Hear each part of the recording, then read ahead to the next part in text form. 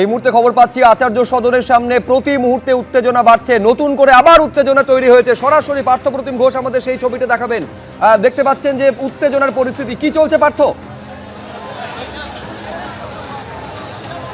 দেখো, এই মুহূর্তে কিন্তু উত্তেজনা পরিস্থিতি তৈরি হয়েছে আচার্য সদনের বাইরে, এবং চাকরিহারারা তারা আচার্য সদনের দিকে এগিয়ে আসছেন। কারণ তারা যে বিষয়টা বলছেন যে ভেতরে তাদের যে প্রতিনিধিরা ছিল সেই প্রতিনিধিদেরকে জানানো হয়েছে যে প্রত্যেকটার মধ্যে যে থার্ড কাউন্সিল পর্যন্ত বৈধ, এবং তারপর থেকে তুমি শুনেছো তারপরে এগুলো অবৈধ, এই বার্তা তাদেরকে নাকি জানানো হয়েছে। একটা ধস্তাধস্তি শুরু হয়ে গেছে এখানে, একেবারে এখানে ধস্তাধস্তির পর্যায়ে শুরু হয়ে গেছে, এবং পুলিশ যারা এখানে উপস্থিত রয়েছেন তারা কোনো রকমে আটকে রাখছে চাকরিহারাদেরকে। তারা কিন্তু এসএসসি যে দপ্তর সেই দপ্তরের ভেতরে ঢোকার চেষ্টা করছে। অর্থাৎ তারা বলছেন যে আজ এসএসসি যদি এই রকমভাবে সিদ্ধান্ত নেয়, তালিকা প্রকাশ করে, তাহলে সেই স্বচ্ছতা নিয়ে তারা প্রশ্ন তুলছেন, এবং সেই স্বচ্ছতা নিয়ে প্রশ্ন তুলে একেবারে যাদের দেখছিলাম যারা রাস্তার মধ্যে বসেছিলেন তারা কিন্তু উত্তেজিত হয়ে পড়েছেন, এবং পুলিশের সামনে পুলিশের ঢাল তৈরি করা হয়েছে।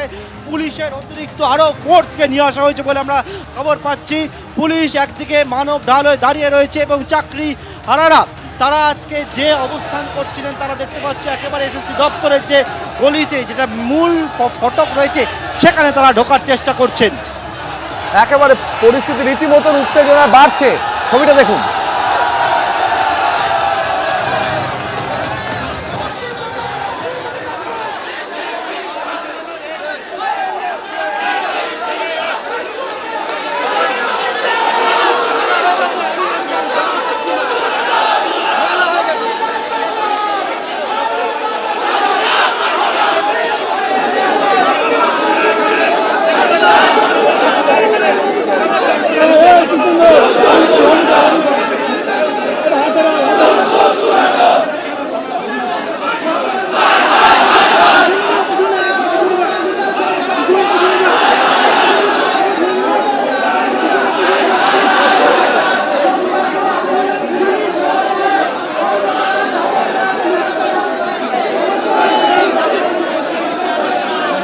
ফলে বুঝতে পারছেন যে পরিস্থিতি রীতিমতন উত্তেজনার হয়ে রয়েছে। এই মুহূর্তে যেটা পার্থ কিছুক্ষণ আগে জানাচ্ছিল যে আরো ফোর্স ডেকে পাঠানো হয়েছে, অর্থাৎ যারা ঘন্টার পর ঘন্টা ধরে অপেক্ষা করছেন, কার্যত তাদের ধৈর্যের পরীক্ষা দিতে হচ্ছে।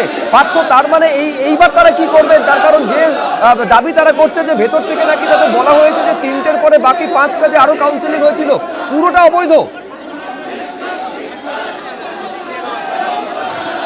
দেখো, তারা যে বিষয়টা দাবি করলেন তুমি শুনলে, যে তারা বললেন যে তাদের যে 13 জন প্রতিনিধি গেছে তাদের কাছ থেকে বার্তা পেয়েছে যে এসএসসি দপ্তরের তরফ থেকে আধিকারিকরা তারা জানিয়েছেন যে 3টে যে কাউন্সিল হয়েছে সেই 3টে কাউন্সিলিংয়ে যারা ছিলেন তার সেটা বৈধ। বাকি যে পরের কাউন্সিলিং তারা বলছেন যে সব কটা হিসাব করলে 8টা কাউন্সিলিং হয়েছিল, সেগুলো হচ্ছে অবৈধ।